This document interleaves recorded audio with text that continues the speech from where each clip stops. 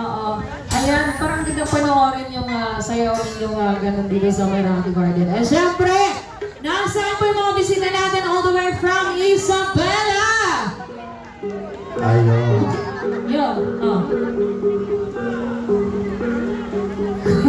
Asan po kayo sa Isabela? Nagkatayo pa yung kapwa nyo?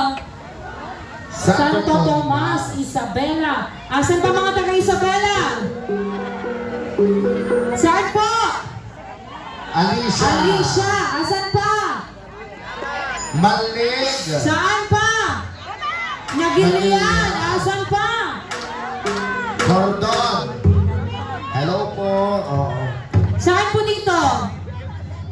Cordon. Cordon. Oo. Asan pa? Baka Wala na. may mga bisita din tayong mga nagbakasyon galing sa ibang bansa. Sigurado yan. Saan po yung mga galing ibang bansa? Ayan, magtaas ng kamay. Mga... Si Mami! Ayan, ang purpose po kung bakit namin pinapataas yung kamay para alam po namin kung sino ang Magbibigay. lalapitan namin mamaya.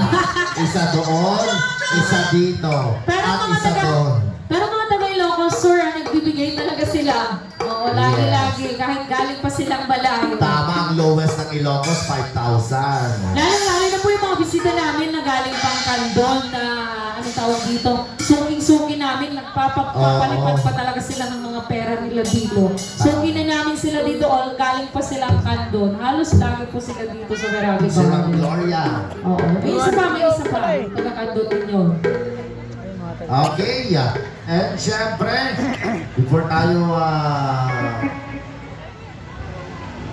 sige, patgan tayo palagi yung first requested songs dito sa Wanap. Pwede po tayong mag-request, ha? Unlimited request, wala pong bayad yan. Look-lookwin na kayo lang po yan, tip.